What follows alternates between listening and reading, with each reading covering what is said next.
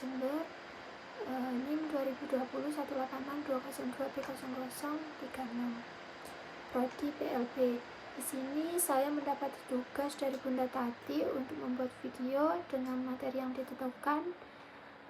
Terdapat beberapa poin, yaitu nanti ada materi tentang konsep dasar asesmen ABK, kemudian prosedur pengembangan instrumen asesmen ABK, kemudian asesmen perkembangan motorik, asesmen perkembangan bahasa, asesmen pendidikan, asesmen membaca, dan asesmen menulis. Baik, di sini ada pengertian asesmen.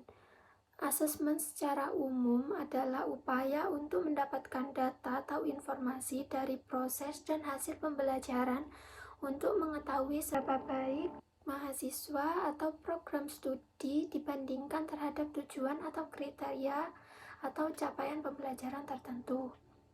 Kemudian pengertian asesmen ABK sendiri, yaitu asesmen merupakan suatu kegiatan awal dari seluruh proses pembelajaran. Asesmen adalah suatu proses pengumpulan informasi tentang seseorang anak yang akan digunakan untuk membuat pertimbangan dan keputusan yang berhubungan dengan anak tersebut. Menurut Zainal Alirnin, asesmen adalah proses yang sistematis dalam mengumpulkan data seorang anak dalam konteks pendidikan.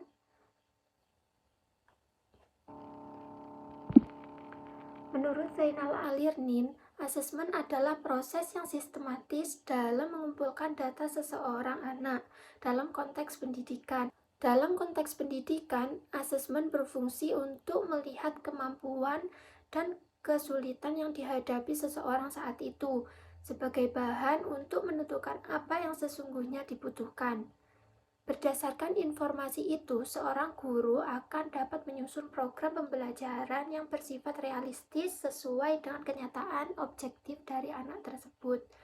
Kemudian menurut Valen dan Umansky, asesmen adalah proses pengumpulan data untuk tujuan pembuatan keputusan dan menerapkan seluruh proses pembuatan keputusan tersebut, mulai diagnosa paling awal terhadap problem perkembangan sampai penentuan akhir terhadap program anak. Adapun menurut Leeds, asesmen merupakan proses pengumpulan informasi untuk mendapatkan profil psikologis anak yang meliputi gejala dan intensitasnya, kendala-kendala yang dialami, kelebihan dan kelemahannya, serta peran pendukung yang dibutuhkan oleh anak. Meskipun asesmen pertama kali dilakukan sebelum kegiatan pembelajaran, asesmen sesungguhnya berlangsung sepanjang proses pembelajaran. Dari pendapat di atas, dapat disimpulkan bahwa asesmen adalah salah satu kegiatan evaluasi berupa proses pengumpulan informasi tentang kekuatan dan kebutuhan anak yang akan digunakan untuk membuat program pembelajaran untuk anak secara individual. Kemudian di sini ada tujuan asesmen anak berkebutuhan khusus. Pada dasarnya, tujuan utama dilakukannya asesmen adalah untuk memperoleh informasi yang dapat digunakan sebagai bahan pertimbangan dalam merencanakan program pembelajaran bagi anak yang bersangkutan.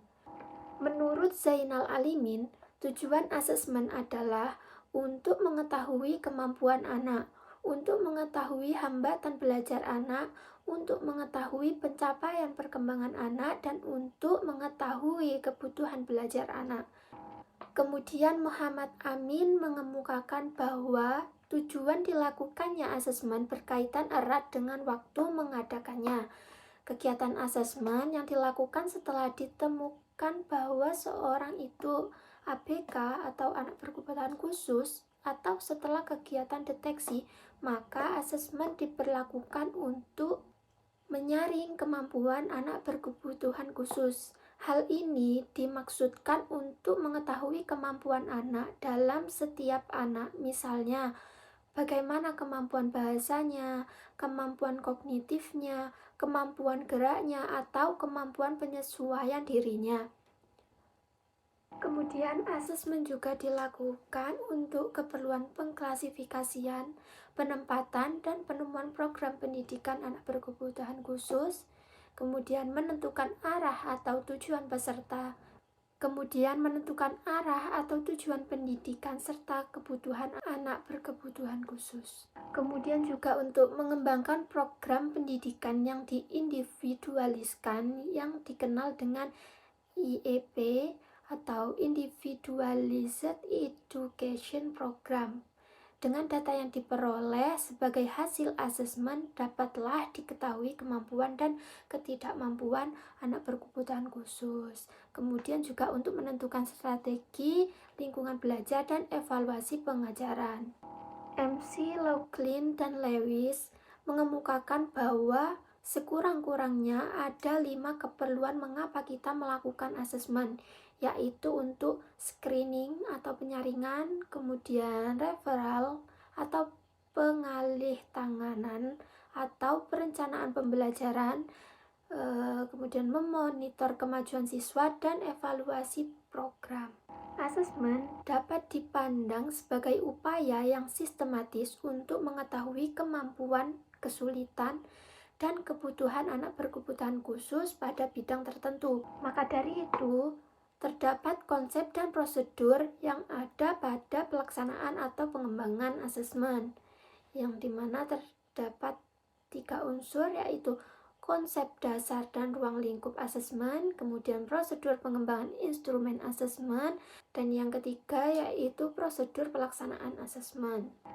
Konsep dasar ruang lingkup asesmen pendidikan ABK. Secara singkat, perkembangan atau development adalah proses atau tahapan pertumbuhan ke arah yang lebih maju. Pertumbuhan sendiri atau growth berarti tahapan peningkatan sesuatu dalam hal satu jumlah, ukuran, dan arti pentingnya. Pertumbuhan juga dapat berarti sebuah tahapan perkembangan, yang dimana pada dasarnya asesmen pendidikan terutama difokuskan pada berbagai bidang pelajaran di sekolah, baik faktor yang mempengaruhi prestasi di sekolah seperti bidang akademik, bahasa, keterampilan, sosial, maupun faktor lingkungan. Faktor lingkungan dapat dipertimbangkan bersama dengan analisis strategi belajar dan perilaku belajar siswa yang dapat diamati dan dapat diukur penyelenggaraan pembelajaran bagi anak berkebutuhan khusus. Secara garis besar, asesmen dapat dikelompokkan menjadi 2 menurut Yusuf, yaitu asesmen akademik dan asesmen perkembangan. Pada asesmen akademik menekankan upaya mengukur pencapaian prestasi belajar siswa. Kemudian pada asesmen akademik, aspek yang diakses adalah bidang-bidang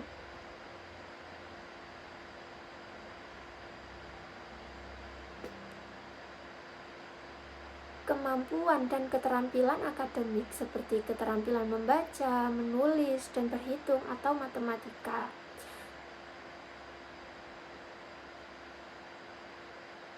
Sedangkan asesmen perkembangan mengutamakan pada aspek-aspek yang berkaitan dengan keterampilan prasyarat yang diperlukan untuk keberhasilan bidang akademik.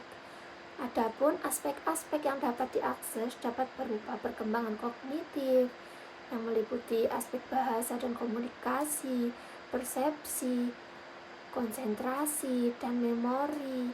Kemudian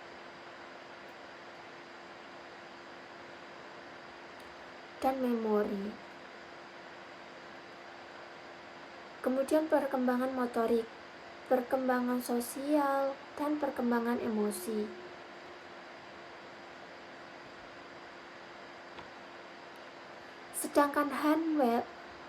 Sedangkan Harwell mengemukakan bahwa aspek-aspek perkembangan yang perlu diakses khususnya bagi anak berkesulitan belajar yaitu mencakup gangguan motorik, gangguan persepsi, gangguan perhatian atau atensi, gangguan memori, gangguan hambatan dalam orientasi ruang atau arah, hambatan dalam perkembangan bahasa, hambatan dalam pembentukan konsep, dan mengalami masalah dalam perilaku. Kemudian, asesmen perkembangan motorik. Pengertian asesmen perkembangan motorik. Asesmen perkembangan motorik yang dimaksud di sini adalah suatu proses dalam memperoleh data tentang kemampuan seorang anak dalam melakukan aktivitas perkembangan motorik serta hambatan-hambatan yang dialaminya guna melakukan intervensi tentang perkembangan motorik anak. Dapat 3 aspek perkembangan motorik, yaitu yang pertama motorik kasar, motorik halus, dan keseimbangan. Motorik kasar yaitu meliputi merangkak, berjalan ke depan, belakang, menyamping, kemudian berlari, melompat, meloncat, memanjat, dan menendang bola.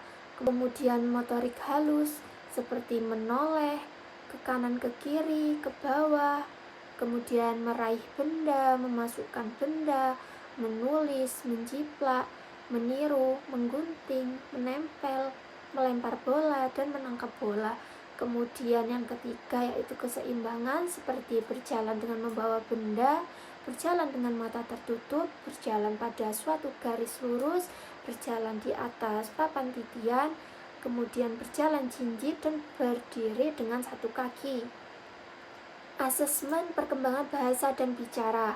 Menurut Newhan dalam buku Terapi Wicara, bahasa adalah suatu kelompok fenomena yang dihasilkan serta dipertahankan dalam kehidupan masyarakat dan juga suatu sistem lambang dan isyarat yang ditransfer dari generasi ke generasi, juga suatu tanda atau alat peralatan komunikasi.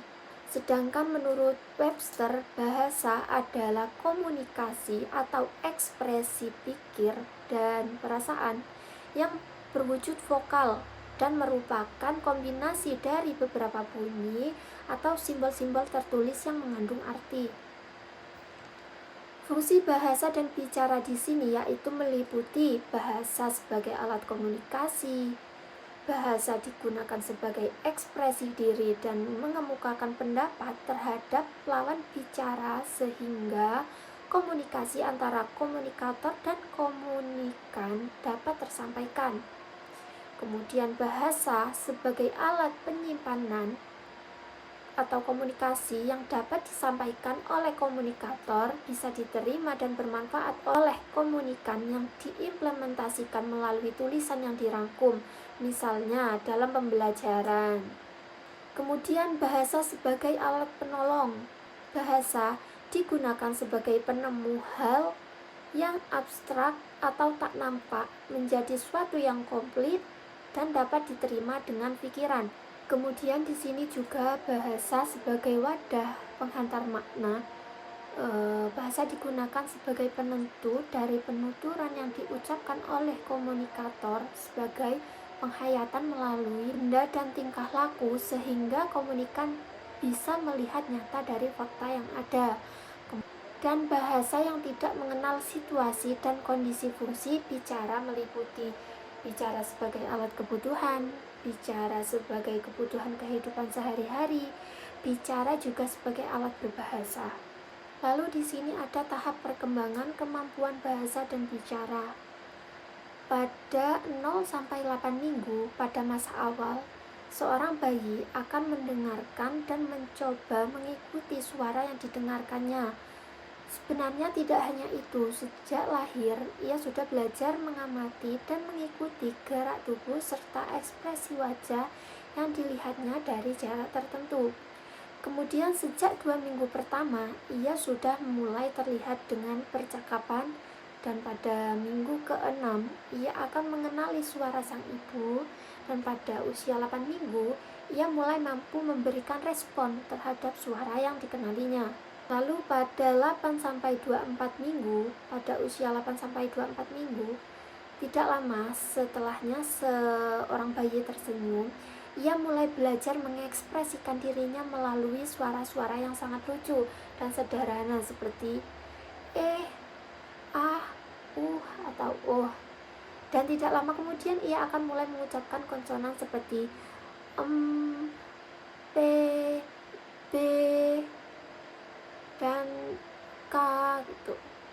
Kemudian pada usia 12 minggu, seorang bayi sudah mulai terlibat pada percakapan tunggal dengan menyuarakan gaga atau ahgu gitu. Dan pada usia 16 minggu, ia mampu mengeluarkan suara seperti tertawa atau teriakan riang dan bambling atau mengoceh. Kemudian lanjut pada usia 28 minggu sampai 1 tahun. Usia 28 minggu seorang anak mulai bisa mengucapkan ba, da, eka secara jelas sekali. Bahkan waktu menangis pun vokal suaranya sangat lantang dan dengan penuh intonasi. Kemudian pada usia 32 minggu, ia akan mampu mengulang beberapa suku kata yang sebelumnya sudah mampu diucapkannya. Kemudian pada usia 48 minggu, seorang anak mulai mampu sedikit demi sedikit mengucapkan sepatah kata yang syarat dan arti. Selain itu, ia mulai mengerti kata tidak dan mengikuti instruksi secara seperti bye-bye, atau juga bermain ciluba, atau bahkan ia mulai bisa meniru bunyi binatang seperti guguk, seperti itu. Kemudian pada usia 1 tahun sampai 18 bulan, pada usia setahun, seorang anak akan mampu mengucapkan 2 atau 3 patah kata yang punya makna dan memahami sebuah objek sederhana. Kemudian pada usia 15 bulan, anak mulai mengucapkan dan meniru kata yang sederhana dan sering didengarnya untuk kemudian mengekspresikan pada porsi situasi yang tepat. Kemudian di usia 18 bulan, ia sudah mampu menunjukkan objek-objek yang dilihatnya di buku dan dijumpainya di setiap harinya. Selain itu, ia juga mampu menghasilkan kurang lebih dari 10 kata yang bermakna. Kemudian 18 bulan sampai 2 tahun, pada rentang usia ini kemampuan bicara anak semakin tinggi dan kompleks. Pembendaharaan katanya pun bisa mencapai 30 kata dan mulai sering mengutarakan pertanyaan sederhana seperti mana, di mana, dan memberikan beberapa jawaban singkat seperti tidak, di sana, di situ, ataupun mau, seperti itu. Dan pada usia ini mereka juga menggunakan kata-kata yang menunjukkan kepemilikan seperti punya Ani dan punya aku, seperti itu. Bagaimanapun, sebuah percakapan melibatkan komunikasi dua belah pihak, sehingga anak juga akan belajar merespon setelah mendapatkan stimulus. Kemudian pada usia 2 tahun sampai 3 tahun, seorang anak mulai menguasai 200 hingga 300 kata dan senang berbicara sendiri atau monolog. Kemudian sesekali waktu ia akan memperlihatkan kata-kata yang baru didengarnya untuk dipelajari secara diam-diam. Mereka mulai mendengarkan pesan-pesan yang penuh makna, yang memerlukan perhatian dengan penuh minat dan perhatian. Perhatian mereka juga mulai semakin luas dan semakin bervariasi. Jika diajak bercakap-cakap, mudah bagi mereka untuk loncat dari satu topik pembicaraan ke yang lainnya. Selain itu, mereka sudah mampu menggunakan kata sambung. Sama misalnya, Ani pergi ke pasar sama ibu. Seperti itu. Untuk menggambarkan dan menyambung dua situasi yang berbeda. Pada usia ini mereka juga menggunakan kata aku, saya, kamu dengan baik dan benar. Kemudian pada usia 3-4 tahun, anak mulai mampu menggunakan kata-kata yang bersifat perintah. Hal ini juga menunjukkan adanya rasa percaya diri yang sangat kuat dalam menggunakan kata-kata yang menguasai keadaan. Mereka senang sekali mengenali kata-kata baru dan Terence berlatih untuk menguasainya.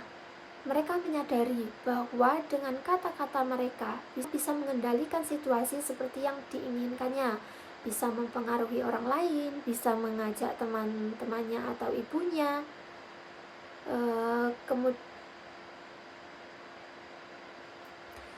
Kemudian pembendaharaan katanya makin banyak dan bervariasi seiring dengan peningkatan penggunaan kalimat yang utuh. Anak-anak itu juga makin sering bertanya sebagai ungkapan rasa keingintahuannya mereka, seperti kenapa dia ma, atau sedang apa dia ma, atau mau kemana mama, atau mau kemana, seperti itu. Kemudian asesmen membaca. Tujuan asesmen membaca yaitu mengetahui prestasi membaca anak atau kekuatan dan kelemahannya. Bidang keterampilan membaca yang pertama yaitu mengenal kata, keterampilan untuk melihat kata dan mengucapkannya. Kemudian pemahaman kosakata, disajikan sejumlah daftar kata dan meminta anak membaca dalam waktu tertentu. Kemudian yang ketiga fonem, disajikan sejumlah huruf dan anak diminta mengucapkannya dengan bunyi huruf yang benar. Kemudian di sini terdapat diukur dengan menggunakan membaca nyaring, membaca diam, anak membaca sebuah narasi, kemudian menjawab pertanyaan sesuai narasi yang telah dibaca. Kemudian juga ada keterampilan aplikasi, yaitu kemampuan untuk menggunakan keterampilan mengenal kata dan keterampilan memahami bacaan dalam kehidupan sehari-hari, berupa membaca rambu-rambu atau tanda baca, atau membaca surat kabar, atau membaca majalah, jadwal televisi, membaca menu, dan lain sebagainya. Kemudian asesmen menulis. Yang dimaksud dengan asesmen menulis di sini yaitu keterampilan menulis adalah suatu proses dalam memperoleh informasi tentang penguasaan atau keterampilan menulis yang telah dimiliki siswa saat ini, serta untuk menemukan kesulitan hambatan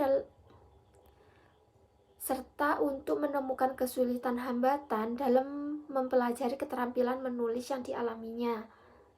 Adapun tujuan asesmen keterampilan menulis untuk mengetahui gambaran secara menyeluruh keterampilan menulis apa yang telah dikuasai oleh siswa dan keterampilan menulis apa yang belum dikuasai oleh siswa.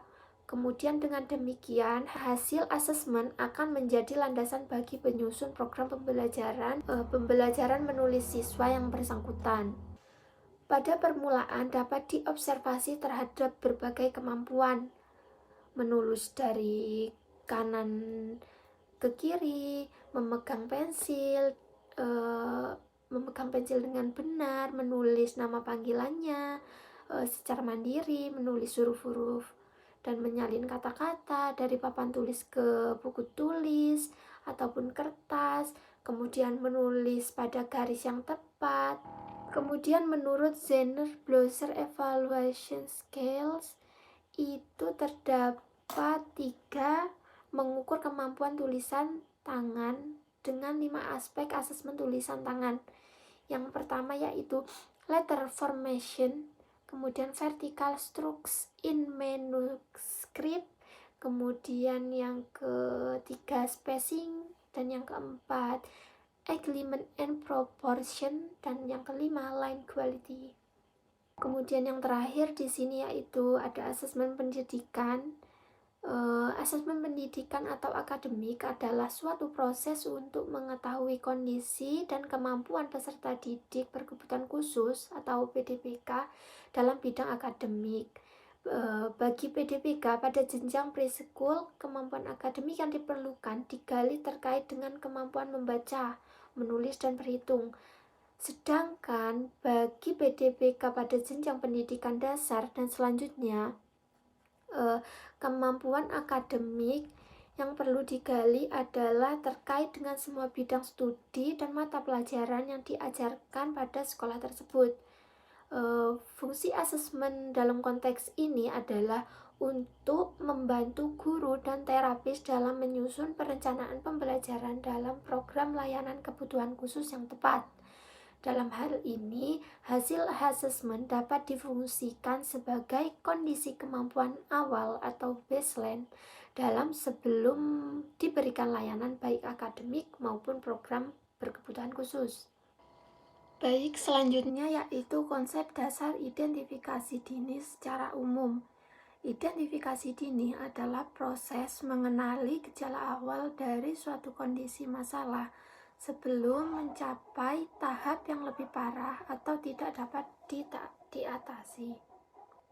Dengan melibatkan pengumpulan informasi dan pengamatan terhadap individu atau individu kelompok atau sistem untuk menentukan potensi masalah atau resiko yang akan terjadi ke depannya. Kemudian tujuan konsep dasar identifikasi dini ini yaitu untuk memungkinkan tindakan pencegahan intervensi yang tepat yang dilakukan sebelum situasi menjadi lebih buruk. Kemudian konsep dasar identifikasi secara umum yaitu meliputi yang pertama, pemahaman tentang kondisi atau masalah yang diidentifikasi. Maka dari itu sangat penting memiliki informasi yang memadai tentang kondisi seseorang yang akan diidentifikasi, termasuk juga dalam hal pemahaman gejala yang berkaitan serta resiko dan komplikasi yang kemungkinan terjadi jika tidak diatasi.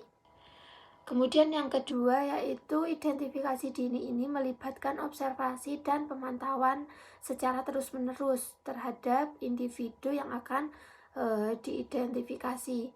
Hal ini dapat dilakukan melalui penggunaan alat ukur atau indikator kinerja atau pengumpulan data dan informasi yang terkait. Kemudian yang ketiga, di sini ada pengumpulan data dan informasi yang sistematis yang dapat membantu dalam mengidentifikasi dalam perubahan yang mungkin mengindikasikan sesuatu masalah. Kemudian yang keempat yaitu pencocokan pola. Dalam identifikasi biasanya melibatkan pencocokan pola antara gejala yang diamati dan karakteristik yang diketahui terkait kondisi yang diidentifikasi tersebut. Kemudian yang kelima yaitu keputusan dan intervensi. Setelah identifikasi dilakukan, maka keputusan perlu diambil mengenai tindakan selanjutnya yang harus dilakukan. Hal ini dapat mencegah masalah yang lebih serius. Kemudian yang keenam yaitu evaluasi dan pemantauan. Evaluasi dan pemantauan yang berkelanjutan diperlukan untuk memastikan bahwa tindakan yang diambil tersebut benar-benar sudah efektif. Lanjut yaitu identifikasi dini anak berkebutuhan khusus. Identifikasi adalah kegiatan awal yang mendahului proses asesmen. Pengertian dari identifikasi dini anak berkebutuhan khusus ini adalah kegiatan mengenal sesuatu yang dimaknai sebagai proses penjaringan atau proses menemukan kasus anak yang memiliki masalah dan juga proses pendekatan dan juga proses pendeteksian dini pada anak berkebutuhan khusus. Adapun tujuan dari identifikasi dini anak berkebutuhan khusus yaitu apakah mengalami kelainan atau penyimpangan seperti penyimpangan fisik atau intelektual, sosial, emosional, dan sensorinya dalam pertumbuhan atau perkembangannya dibandingkan dengan anak-anak lain yang seusianya. Sasaran identifikasi dini yaitu meliputi yang pertama, anak sudah bersekolah.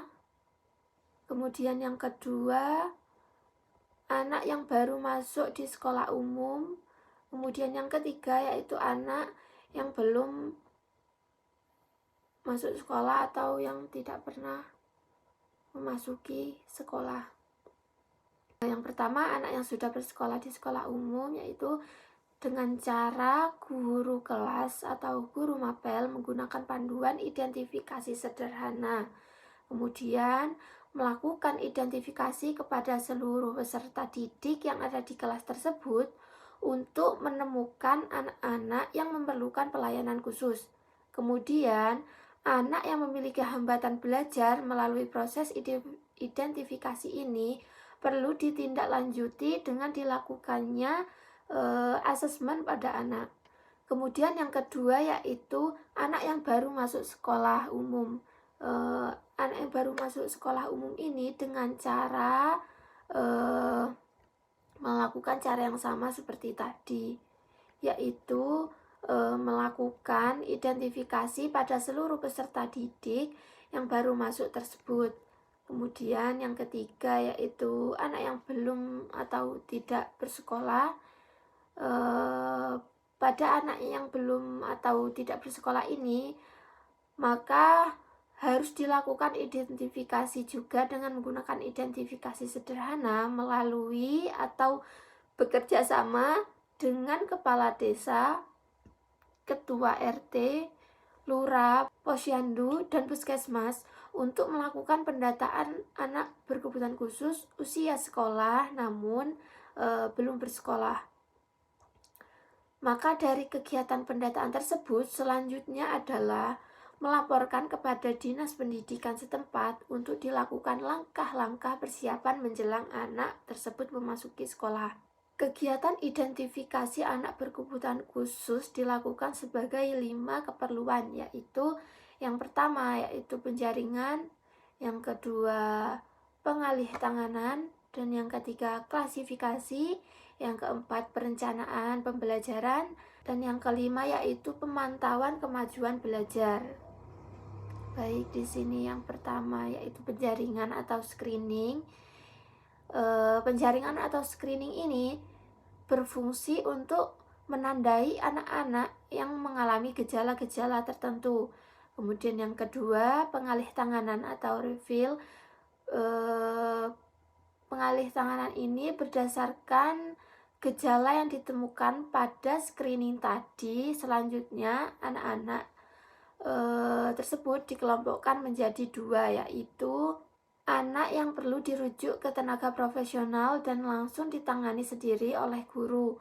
Kemudian anak yang perlu dirujuk ke ahli lain terlebih dahulu seperti dokter, psikolog, ahli PLB, terapis, kemudian dapat ditangani oleh guru. Hal ini dilakukan untuk membantu mengatasi masalah anak tersebut.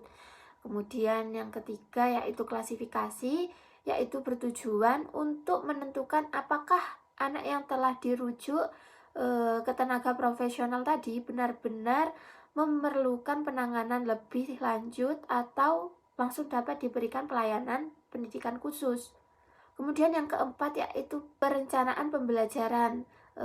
Perencanaan pembelajaran ini bertujuan untuk keperluan penyusunan program pembelajaran yang individualisme atau yang diindividualiskan atau biasa disebut PPI, karena setiap anak berkebutuhan khusus tentunya memiliki kebutuhan yang berbeda-beda satu sama lain. Kemudian yang terakhir, yang kelima, yaitu pemantauan kemajuan belajar.